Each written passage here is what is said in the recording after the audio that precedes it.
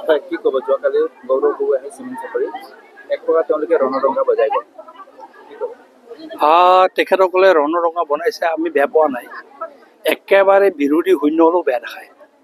সেইকাৰণে 600-700 যিখিনি কংগ্ৰেছী মানুহ আছে সমষ্টিত, সেইখিনিক লৈ মিটিং কৰিছে, আমি একো বেয়া পোৱা নাই। খালি কথা এটা আমি বুজি নাপাওঁ তাৰমানে বাৰে বাৰে।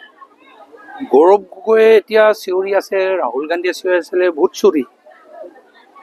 এতিয়া ৰাহুল গান্ধীয়ে গৌৰৱ গগৈয়ে MP হ'ল। গৌৰৱ গগৈয়ে যোৰহাটত তেনেহ'লে ভোট চুৰি কৰি MP হৈছে নেকি?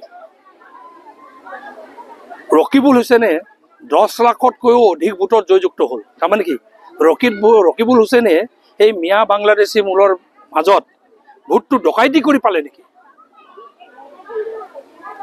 তাৰমানে কি তেখেতসকলে জিকিলে ভাল আৰু আমি জিকিলে আকৌ এইটো ভোট চুৰি।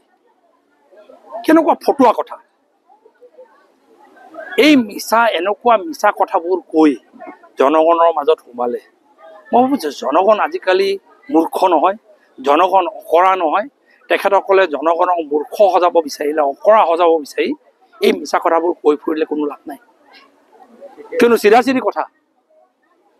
ৰাজীৱ কিষণ পেগুৱে তেওঁ কৈছে যে MSCত গুণ্ডাৰাজ ইউ মাগত খেলটো চলি আছে। বুজিছোঁ, আমাৰ মিচিঙততো চব আমি দলে পেগু চবেই ইগো মাগব, মিলি ইগো মাগব। আমাৰতো ইগো মাগব মিচিং সমাজত চলে। তো তেখেতে যদি ইগো মাগব নামানে মই নাজানো। তেখেতে পেগু বিয়া পাতে নেকি? দলে বিয়া পাতে নেকি? মিচিং সমাজততো ইগো মাগব চলিবই। আমাৰ সমাজৰ নিয়ম হয়তো। আমাৰ সমাজৰ নিয়মৰ বাহিৰত যদি চলে বেলেগ কথা। এতিয়া ৰাজীৱ লোচন পেগুৱে জিকিব পৰা নাই, বাৰে বাৰে হাৰি আছে। সেইটোৰ কাৰণে তেখেতে দুখত এইবোৰ কথা কৈছে, এইটো বেলেগ কথা। কংগ্ৰেছে ইমান বছৰ ধৰি MSCত এটা সময়ত লুণ্ঠন ৰাজ চলাইছিলে। পাছত গণতান্ত্ৰিকভাৱে নিৰ্বাচিত হৈ চৰকাৰ MSCত চলি আছে, ভালকৈ চলি আছে। এতিয়া কোনো পেপাৰে পত্ৰ আপুনি টিভিত ক'তো যিমান RTI মাৰক, যিমান কংগ্ৰেছী মুখাই RTI মাৰক, যিমান তথ্য বিচাৰক, MSCত ক'তো দুৰ্নীতি হোৱা নাই। সেইকাৰণে তেখেতসকলে জ্বলি ফুৰি ফাৰ্ষ্ট্ৰেশ্যনত এইবোৰ কথা কৈ আছে। আৰু মই ভাবোঁ চিধা কথা, এই ভোট চুৰি, ভোট ডকাইতি এইবোৰ ফটুৱা কথা। মইতো কম ফটুৱা কথা, এই গুৰুত্বই দিব নালাগে এইবোৰ কথা। সাধাৰণ জনগণ কিবা বুৰ্বক নেকি? হা, পদুৰ বৰলৈ জিকিলে হ'লে ভাল ভোট, EVM ভাল। গৌৰৱ গগৈ জিকিলে EVM ভাল, তাৰ ভোটটো হ'লে ভাল ভোট। ৰকিবুল হুছেইন জিকিলে ভাল ভোট, আৰু আমি জিকিলে হ'লে এইটো বেয়া ভোট, ভোট চুৰি, ভোট ডকাইতি। সেইকাৰণে এনেকুৱা নেৰেটিভ, এটা সময়ত চকীদাৰ চোৰ হয় বুলি 19 চনত শ্লোগান দিছিলে ৰাহুল গান্ধীয়ে, ফেইল কৰিলে। হায়েষ্ট ভোট পালে, ভাৰতীয় জনতা পাৰ্টীয়ে হায়েষ্ট MP পালে। এইবাৰো আপোনালোকে চাব, যিমান এই ভোট চুৰি এই নাটকটো কৰে, কিয়নো ভোট চুৰি এনেকুৱা নাটকবোৰে সাধাৰণ মানুহৰ জীৱন জীৱিকা স্পৰ্শ নকৰে। সাধাৰণ মানুহৰ জীৱন জীৱিকাত এইবোৰ পাৰ্থক্য নানে। সাধাৰণ মানুহৰ জীৱন জীৱিকাত পাৰ্থক্য ননা বিষয়বোৰক লৈ জনগণ কনচাৰ্ণ নহয়। এইবাৰ আপুনি চাব, ইলেকশ্যনত বিহাৰেই হওক, বাকী জেগাত ইলেকশ্যনে হওক, অসমতে হওক, 100তকৈ অধিক চিট পাই পুনৰ ভাৰতীয় জনতা পাৰ্টি চৰকাৰলৈ আহিব। ৰাণীৰ অভিযোগ এটা উত্থাপন কৰিছে, জোনাই সমষ্টিত 2জন বিধায়কে কাম কৰি থাকে, এজনে বাহিৰে আৰু আনজনে কাম কৰে। আমিতো একদম ভিতৰো কাম কৰোঁ, বাহিৰেও কাম কৰোঁ। ভাল কথা কৈছে ৰাণী বাইদেৱে।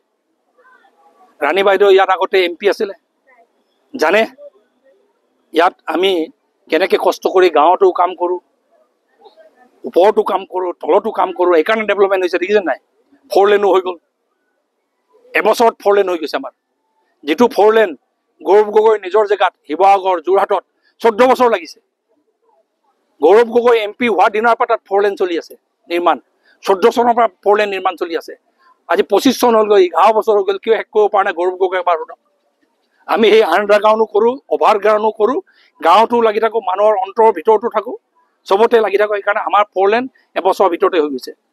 আমাৰ ডেভেলপমেণ্ট চাওক, বানপানী গৰাখহনীয়াৰ পৰা এইবাৰ ভাৰ্চুৱেলি মুক্ত। এবাৰ গুৱাহাটী, নামনি অসমতে বানপানী হৈছে, আমাৰ ধেমাজি জোনাইতটো হোৱা নাই। আমি বানপানী মুক্ত কৰিবলৈ সক্ষম হৈছোঁ। কংগ্ৰেছৰ দিনত, ৰাণী নৰহতৰ দিনত, ভৰত নৰহতৰ দিনত গোটেই মাজুলী, ঢকুৱাখানা শেষ হৈ গৈছিলে। 60-40 খেল চলিছিলে তেখেতসকলৰ দিনত, সেইবোৰ বন্ধ কৰালোঁ। সেইকাৰণে ৰাণী নৰ বাইদেউহঁতে ভিতৰুৱা কথাবোৰ জানে, তেখেতসকলৰ নিজৰ পাপবোৰ বুজি পাইছে, আৰু সঁচাকৈ ইয়াত সঁচা চৰকাৰ এটা চলিছে, এইটো স্বীকাৰ কৰিছে। ডাবল MLA কাম কৰিছোঁ আমি, দিনতো MLA, ৰাতিও MLA, ৰাতিপুৱা MLA, প্ৰত্যেক জেগাত আপোনালোকে চাব, ফেচবুকত চালে গম পাব 24 ঘণ্টা আমি MLA। সেইকাৰণে ৰাণীৰে চব জেগাতে আমাক MLA দেখিছে, এতিয়া কি কৰিম আৰু। আণ্ডাৰগ্ৰাউণ্ডো দেখিছে, অভাৰগ্ৰাউণ্ডো দেখিছে। বিশেষকৈ বিজেপিয়ে খিলঞ্জীয়া চিলাপথাৰত খিলঞ্জীয়া বাঙালীসকলক উচ্ছেদ কৰিছে বুলি অভিযোগ আনিছে গৌৰৱ গগৈ। সেইবোৰ ফটুৱা কথা। এই আমাৰ খিলঞ্জীয়া বাঙালী মুখা সুধিলে হ'ল, ইয়াত থকা হিন্দু বাঙালী সুধিলে হ'ল, এই বিজেপি চৰকাৰৰ দিনত কেনেকৈ নিৰাপদ হৈ আছে সুধিলে হ'ল। সেইদিনাহে আজি সেই এমাহৰ আগৰ ভোট পেটাৰ্ণ চালেই হ'ল, য'ত ভাৰতে যিকেইটা উচ্ছেদ চলাইছোঁ, নিৰ্যাতন চলাইছোঁ বুলি কৈছে, সেইখিনি বাঙালী মানুহে আজি 100ৰ ভিতৰত 95টা ভোট ভাৰতীয় জনতা পাৰ্টিক দিছে, ফুল সমৰ্থন। আমাৰ ভাৰতীয় জনতা, আৰু এটা বস্তু তেখেতসকলেও জানে, নিশ্চিতভাৱে জানে, যদি তেখেতসকলক যদি সন্মুখৰ পৰা নিৰাপত্তা যদি কোনোবাই দিব পাৰে, 100% নিৰাপত্তা দিব পাৰে, সেইটো ভাৰতীয় জনতা পাৰ্টি চৰকাৰ। আৰু তেখেতসকলৰ প্ৰত্যেকটো মুহূৰ্তত ভাৰতীয় জনতা পাৰ্টি চৰকাৰ আৰু লগতে আমাৰ MP প্ৰধান বৰুৱা ডাঙৰীয়া আমি সদায় আছোঁ। জোনাইজ গুণ্ডাৰাজ চলিছে বুলি অভিযোগ উত্থাপন কৰিছে। না, আমি চোৰ ডকাইত পালেতো আমি কাকো ৰাইজক এই বুলি নকওঁ। মিয়া বাংলাদেশী মূলৰ